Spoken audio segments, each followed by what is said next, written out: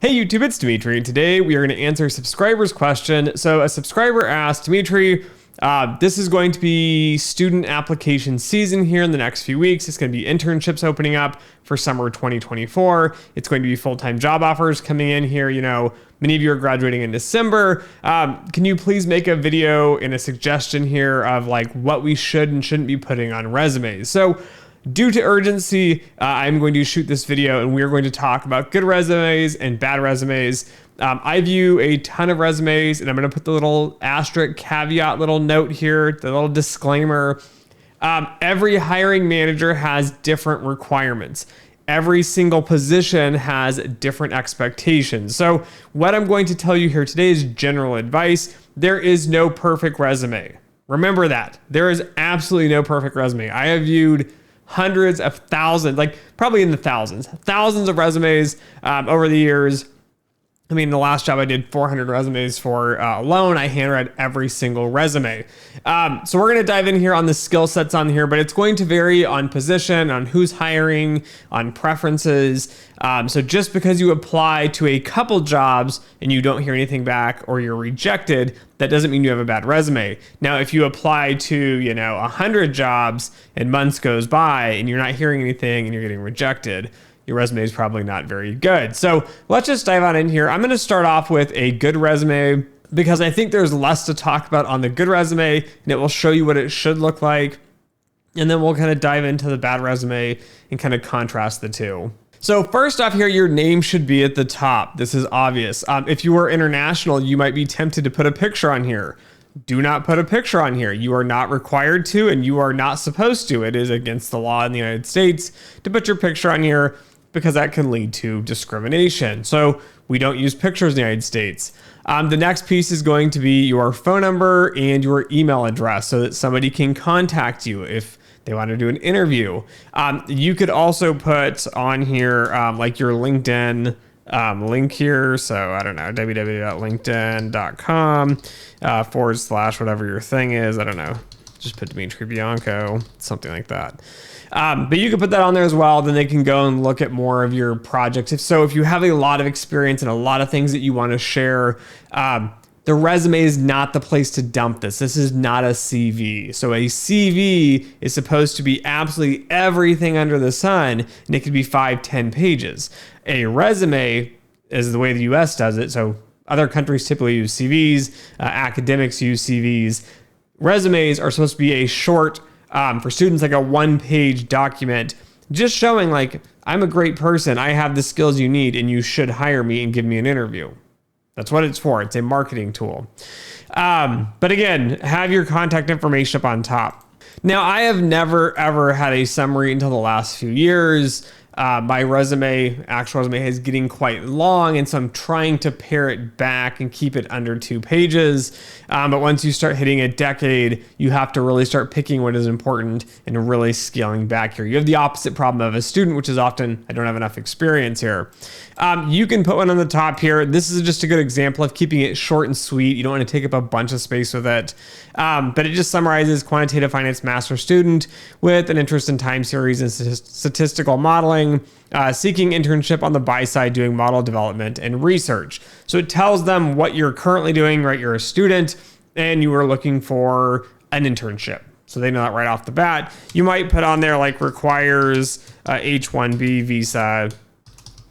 Some of the absolute worst advice I consistently hear from the Quant programs is that most of them tell you, do not put this on there. Even lie and say that you don't need sponsorship, and then when you get the offer, then let them know.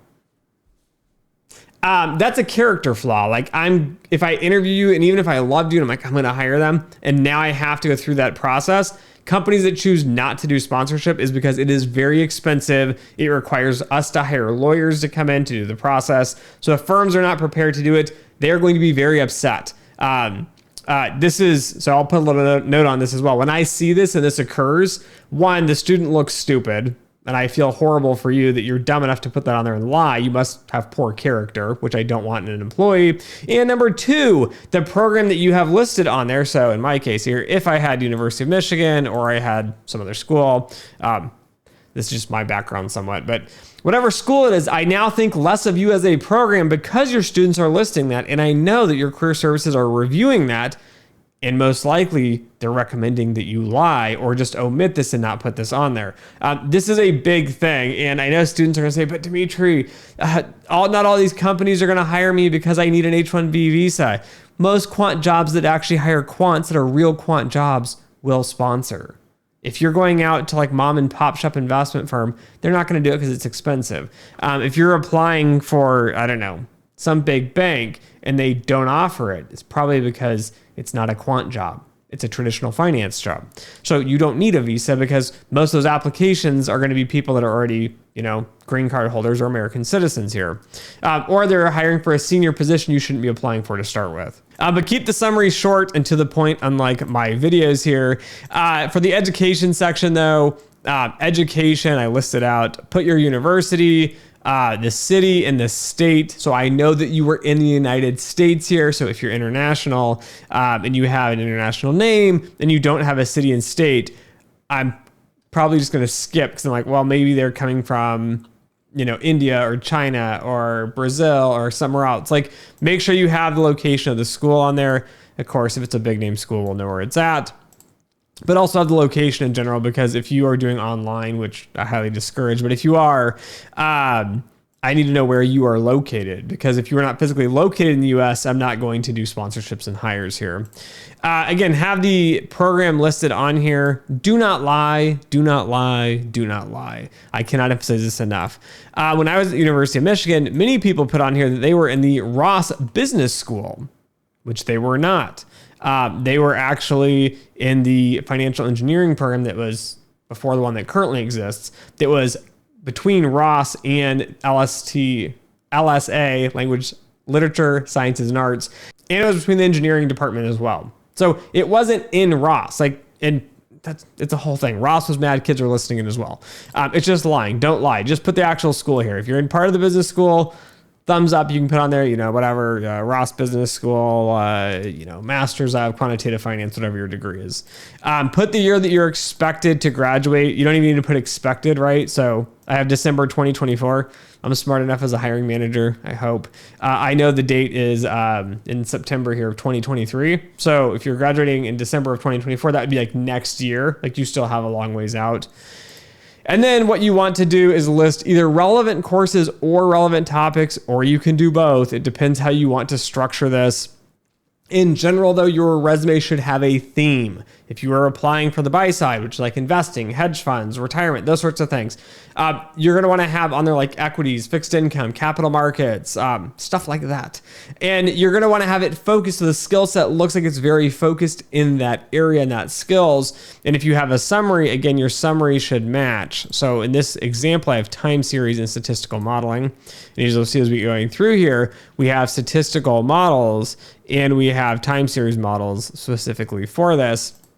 But you want to have a theme. Now, if you want to apply to let's say quant dev, which is a different type of job, and it's mainly computer science focused, this resume example would be terrible because the reality is this resume is not designed for that. There's not a lot of computer science on here. So you'd want to tailor the resume for the jobs you're applying for. I try to have 1 or 2, maybe 3 resumes at most on, maybe a buy side resume and a sell side resume, maybe one for investing with, equities and traditional products. For the sell side though, you might be looking at credit risk, which is completely different. And so for that, you might have a resume that's tailored just differently to credit. But this is kind of the place where you can list out your relevant courses.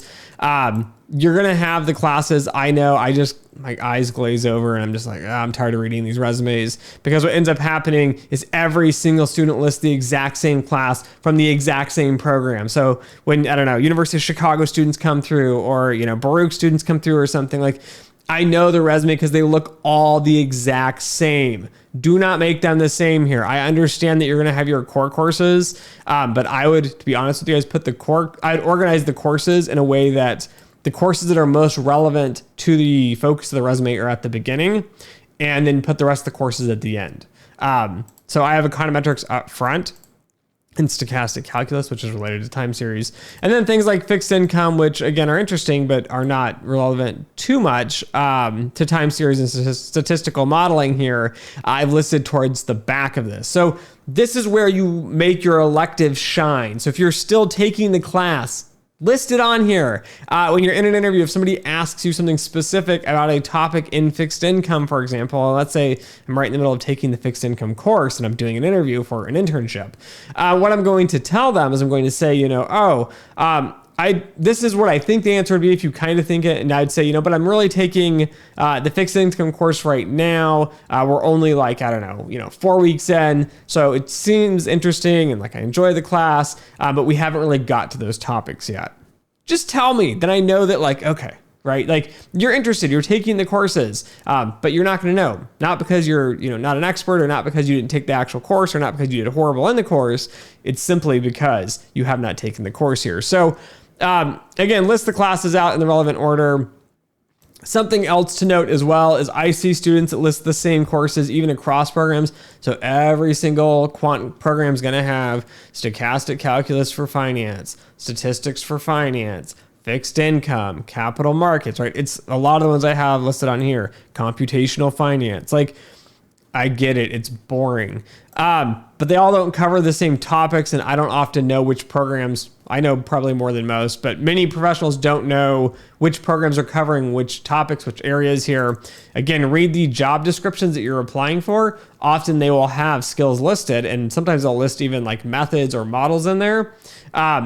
This is where you should shine here. So if you're applying, for example, to a time series, econometrics, buy-side stats modeling job, that's what you're wanting to do, I'd make sure you list out things like linear and nonlinear and non-parametric modeling, optimization, time series, including stochastic processes here. So the relevant topics area is where you can highlight the specific skills you have covered in the classes or the methods that you've used. Even if you want to list it out types of models like kernel density estimation or whatever, put those in there at least to highlight it, to kind of show that you have a deeper skill set above and beyond. I took these 5 classes that every other student took, because I know I read these resumes over and over and all these programs start to look the same here. For undergrads, again, university, name, year that you graduated. I don't care about GPA.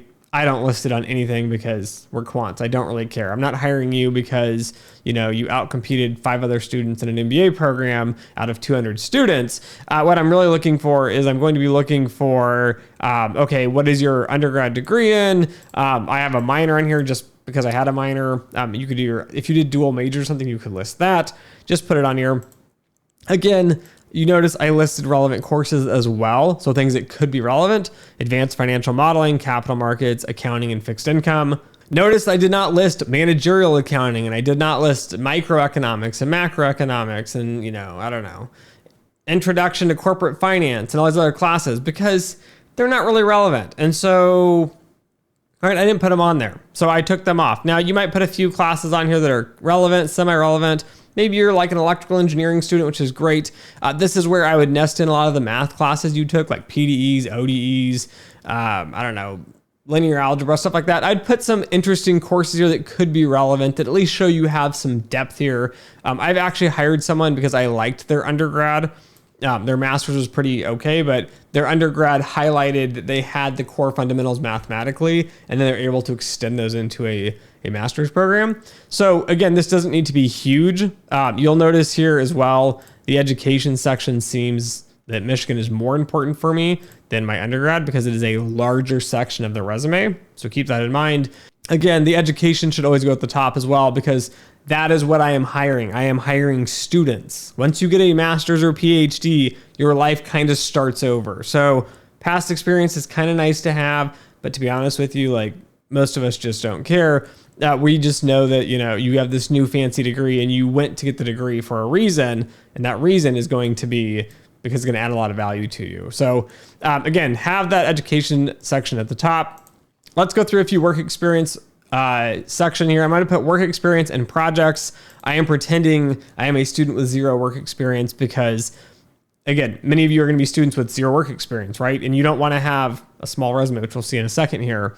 But I'm going to read through these in a second, but I'm going to show you, I have 2 projects listed here.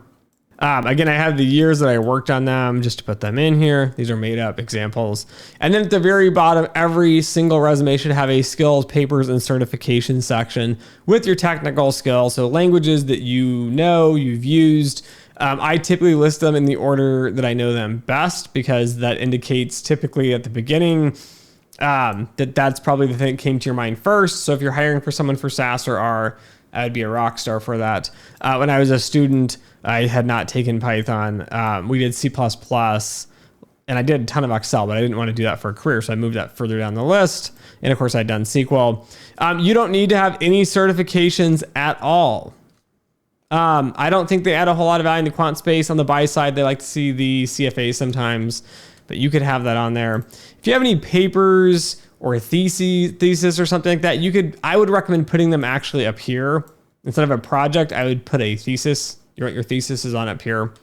And in this example, right, it's 2 pages. It barely bleeds over the 1-page mark. It's not the end of the world, to be honest with you. But if I was actually going through this as a student, I would look through this a few times and make sure everything I have listed is like gold. Like, it's great quality content. If you're a little bit over, no big deal. If you start getting to like a third of the 2nd page, you got too much stuff. Like, most of what you're listing you think is important, and I understand that. But as a hiring manager, I do not care, because I've already read hundreds of resumes, and now you're making me read essentially 2 resumes. So I got to go to a 2nd page. So please don't do that. You are a student. I know you're a student. Keep it simple. Keep it short. Even if you have like 3 work experiences and 2 projects and you're trying to cram all this in, just make really dense, valuable bullet points. Do not waste space and make a really long one here. So let's just go through these few examples and I'll tell you what I like about them. First off, I have Python and I have R listed here, not in the bullet points, but just next to the project so people know what language I used for the whole project. Again, let's look at how these are structured. So use data from Kaggle and the Federal Reserve's website to develop a CCAR stress testing model with base, adverse, and severely adverse scenarios here. I love it. It reads easy. It tells me exactly what you did. You're smart enough at least to get data from Kaggle. Also, Federal Reserve's website, that shows me that you know where the CCAR stress testing scenarios actually come from. They're coming from the Fed's website. They're all free and online if you're curious, but it tells me exactly what the project is about without providing this whole long summary of the project. You're building models for CCAR stress testing models. Awesome, check the box. And then I have on here, developed a Ceremax model for NII, which is net interest income. Yes, I put it in parentheses just because sometimes a student might think a term is common and it might not be common. So I like to list that out there. And wrote documentation explaining how the model worked and why the results were reasonable for the stress test. Now, again, this example tells you exactly what you did. You built a model for NII and you wrote documentation, and the reason that you did that was to show that the results were reasonable. Okay? You're getting to the point here. You're not rambling on. Now, I like to see when people list out issues, hurdles, problems they ran into during the projects, because it gives me some depth. Like, I understand you actually did the project and you learned something from it. So what did you learn? What did you struggle with? That's what I want to know for projects and work experience. In this example, I have data was non-stationary when the ADF test was ran over 12 months. However, differencing the data resulted in a stationary time series. This bullet point, just to give you a little bit of insight on this, 1, you ran the stationarity test for ADF. Anyone's going to look that up. Doing it over a 12-month period actually adds a lot more detail than you probably realize, because in school, they typically just have you do the ADF test. You do it on 1 lag, and that's 100% wrong. But this gives me more insight, more depth, more information on here. And then finally, I have on here the residuals were stationary, normally distributed, and the out-of-time coefficients remain significant, indicating the model should be stable if it were used at a bank. So again, this is a project. This isn't real world, but you're trying to tie it to the real world by saying it could be used at a bank, and you're justifying why, right? You're showing that you built the models and what you used to test that.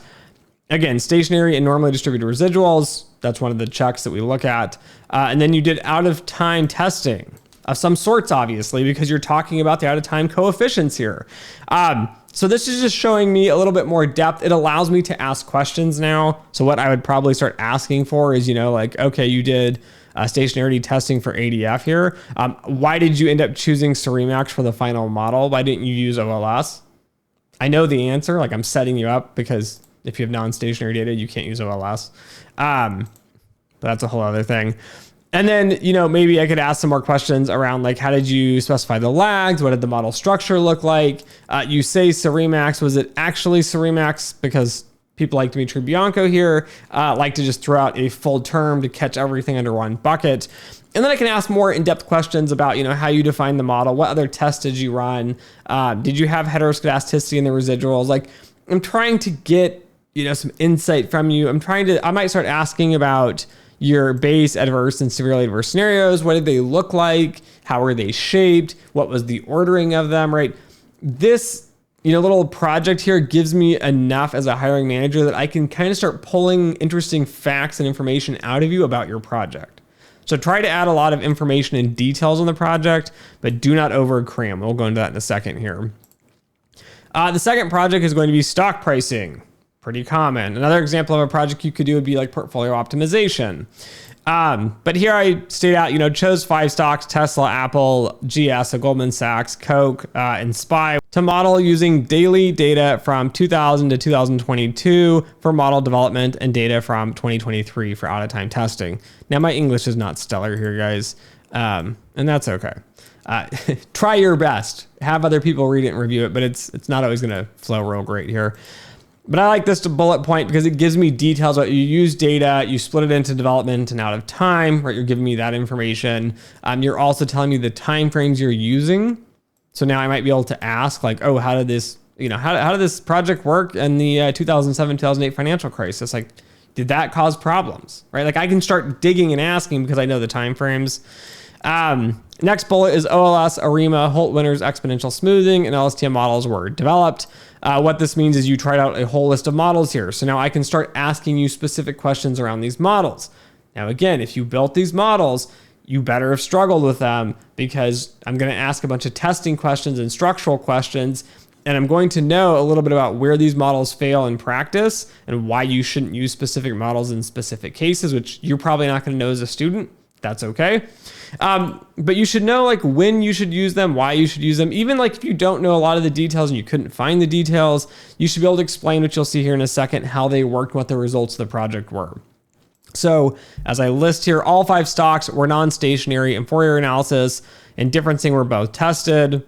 Differencing was simpler and obtained better results. For Fourier helped identify the 7-day seasonality, which was used in the ARIMA model as a seasonal lagged AR term here. So you're giving me a little more insight on what sort of tests you ran, what sort of methods you used, a little bit about why one method was preferred over another method for the project. And then the next bullet is the Holt-Winters model performed the best on Coke and Spider, so S&P 500, SPY here, which is due to low volatility in the data compared to Goldman Sachs, Apple, and Tesla.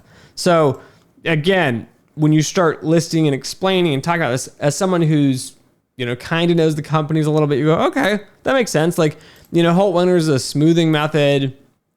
It's going to probably perform better on methodology. Again, it's smoothing, so it's making it smoother, which is great. But if the data is really jagged and stuff, it just might not fit quite so well. Again, explaining that these ones were lower volatility, so it tend to work better on these smoother, less volatile stocks, right?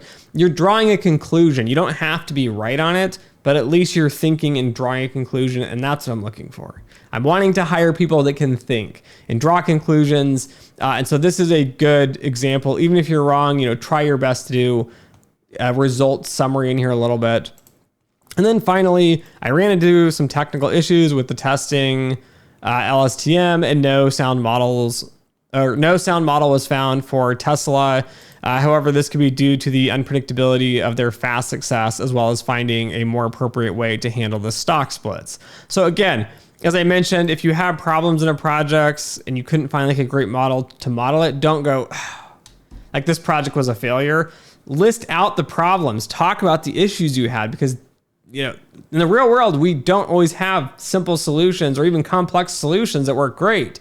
Often we're stuck just picking the best of the worst, and being able to see that you struggled with ideas and, this model had this issue and this model had that issue. That kind of helps me see that you can think and process, and you're also not afraid to admit your failures and your weaknesses within the modeling framework, which is absolutely critical here. So overall, I think this is a good example of a resume here. Let's go to the bad one though, because I think this one will shed a little bit more light on what not to do, which I think is a little more important. So again, name, phone number, email address. Do not put your physical address. I don't know why people do it. It's a very historical thing to do, I guess. I mean, people did it in the olden days. Why I say this is, this one example is New York, New York. Awesome, great, wonderful. If you're applying for jobs in New York, if you're applying for jobs in Boston or Chicago or Dallas or Atlanta, again, now it kind of seems like you're located in one spot. Again, HR might just sort through them and pick the local resumes and toss the rest. I know this sounds ridiculous, but I have seen HR staff do this at firms. So I'd recommend just leaving it off. It also saves space. So remove that. Let's put some markups on here, some track changes. Let's just cross that out. Like you don't need that. Like remove that from the resume here. Again, education section, your education at University of Michigan, Ann Arbor, Michigan, Masters of Applied Economics and Financial Engineering, 2024. Then I have my undergrad degree. There's no relevant courses. There's no relevant topics. I have no idea, right? You're going to have a degree listed here and you're like, great. So I have mine as Applied Economics, which is my actual degree. And then I have in Financial Engineering, which is actually my specialty. The master's required you pick a specialty that went on your transcript. Financial engineering was my specialty. But again, there's no information. What I'm getting for this is like, oh, your education is really not that important because it's really small and has no substance. So I'm going to jump in here and say, oh, the experience must be really important. But when you're hiring for a student, I want a really well-rounded student from a great program. I don't want a overly simplified student who just thinks the education is a checking the box exercise, which I get a lot. Let's look at these little experience points here though. So I'll jump to the bottom too. So the way I read a resume is I look at the top, I look at the education, I glance, I look at, oh, they have some work experience. And then I jump right down to the skills and papers listed here. Again, technical skills. This is a huge no-no. I can't stand when people do this. I'm sure some hiring managers love it. But when people list out like Python and then they put pandas, scikit-learn, stats models, NumPy, TensorFlow, yada, yada, yada. This drives me absolutely nuts because these are packages. These are part of Python. If you wanted to kind of nest them up in the top, you could, which I'm going to talk about here in a second. But they're not skills. They're packages. At least that's my opinion on here. The other piece is hobbies and interests. I don't care. I don't care that you play chess, you read, you travel, and you play tennis. This seems to be everybody's hobbies that are in the quant space. Again, table tennis, ping pong. I don't know. You like watching the Olympics? Like, I get it. I don't really care though. It adds no value. Adds zero value. Please do not have this. Business schools everywhere are telling students to do this because they think they're going to get a job because somebody goes, oh, you like to travel? I like to travel. Let me ask you a bunch of questions about traveling. No, they should not do this. Why do you care? This has no value. This drives me absolutely nuts. I'm sorry, but please remove that off the resumes. It is a waste of space and it adds nothing to the actual resume. Okay, and let's just jump into the work experience here. So this person was a teacher's assistant for math, 621, computational finance. You could put University of Michigan here or whatever school you went to and were the TA for. The bullet they have is assisted the professor with proctoring and grading exams and quizzes. Okay. Like, it's not relevant. It's not interesting. I guess you could say like you might know enough of the topic because you were the TA. Okay. Not very interesting. Again, if you did great at math 621, whatever this computational finance course, this should be up here in your education section. Held office hours and helped students with homework questions.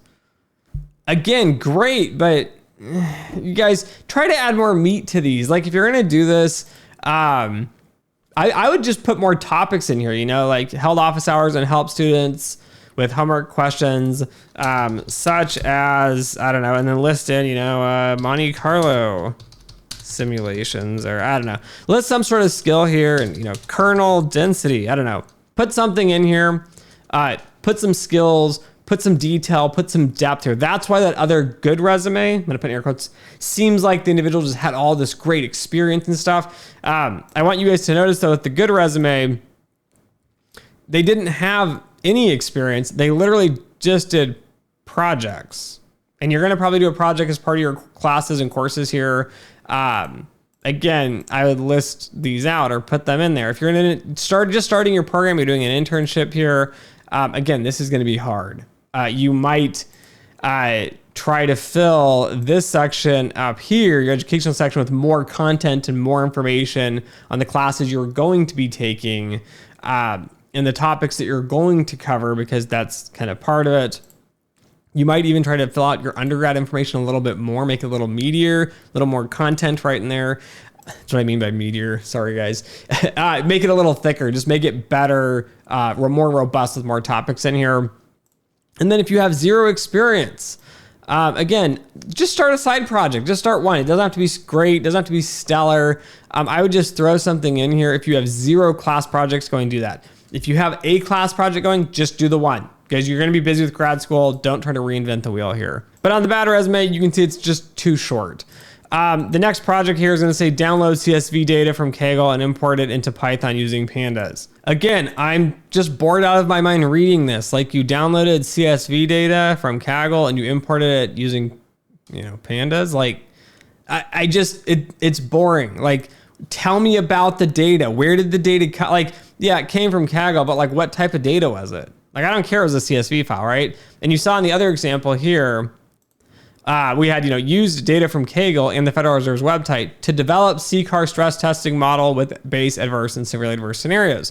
Now, if you didn't even do the Federal Reserve's website, that's fine. But you could put in here, what the data was used for on this project and give me more context to what this project was and how the data was used, and maybe the timeframes and the splits. Like, give me a little more information on this. And then, the next one's going to be use Python with pandas, scikit-learn, NumPy, and stats model packages to develop XGBoost model. Again, this is what I call term packing or buzzword packing. I can't stand it. I scroll through resumes and it's like every single project lists out every single stupid package they've ever used for that project or that thing in general. If you're going to do this, just put a bullet and just put, packages used were... And then list out, pandas, scikit-learn, NumPy, yada, yada, yada, yada, like all these other things in the middle. Like, put it all just one bullet and be done with it. Then I'm going to read what I'm actually expecting, like, oh, they're going to use Python. And then I'm like waiting for like this modeling project thing. And then this stuff is just complete filler and garbage. And then the main point here is you developed an XGBoost model, which is great. But again, realize I have stats model listed as well. So, the question I'm having is, what other models did you build? And again, that's what you can use to fill this resume here. If you look, if I zoom back out of this resume is like sparse. There's a big white space at the bottom, which doesn't look great. I know.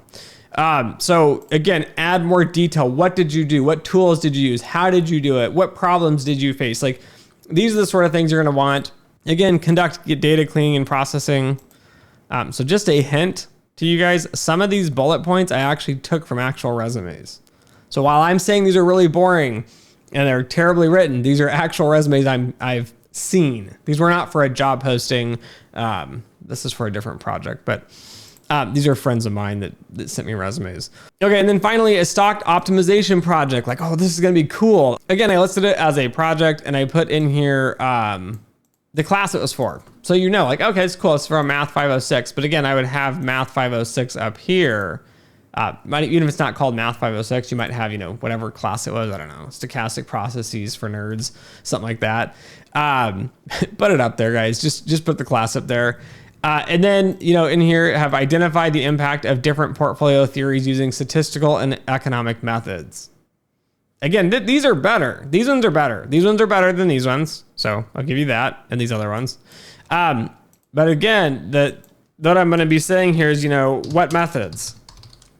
Like, why didn't you list them? Why didn't you tell me what you did? Like, it's so general. It's just, I don't know. And again, what methods? So stats models, econometrics, like, what did you do? I need information on that.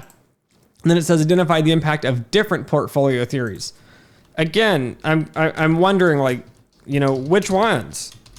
Right? Don't make me guess. Like, I know students sometimes think like, oh, it's going to be a really interesting question for the interviewer. But if I'm so annoyed and it's like the resume is too simple, I'm not going to ask. Like if the more you have on the resume, the more detail you have, trust me, I can ask you more detailed, interesting questions, which will make the conversation more interesting. You don't want me asking and wasting an hour or half an hour of my time saying which portfolio theories, which statistical models. Like by the time we get through all that, going through the resume, I'm not going to have time to ask you interesting questions, which is more fun to you to talk about, right? You want to talk about what you actually did and what you learned. And then I don't actually get to learn anything of value from you. I just learned that you used, I don't know, OLS models and weighted least squares regression for this. Like, cool, right? It's a waste of time.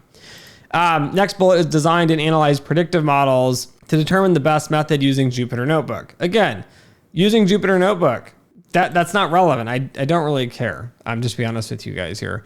Again, if you wanted to put on the bottom, you could, put in there like Jupyter Notebook, or you could put on here, like used Jupyter Notebook, pandas, yada, yada, yada, whatever, continue the filler here.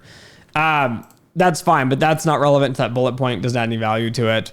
But again, you designed and analyzed predictive models. Again, this is what students list these things. I'm like, but what does that mean? What do you mean you designed and analyzed them? So my first question is, like what models did you develop? And then second, you analyze them. Like what? I don't understand. Like, what? I don't know what you're talking about. You're like, did you do statistical testing? I don't know. Like, what are you doing here? That's what you need to tell me. And I know students don't think about this from a practitioner's standpoint, but I'm busy. HR is busy. Like, we want to get to the meat. We want to get to the point. Again, conducted data cleaning transformations and data insight using portfolio opt package here. I just made this up. This probably isn't even relevant to the cleaning process, but since it's a portfolio optimization problem, I threw it in here. Again, so you cleaned data and transformed it. Again, how? Like, did you remove missing data points? Was the data dirty, meaning there was a mix of observations and things you didn't want?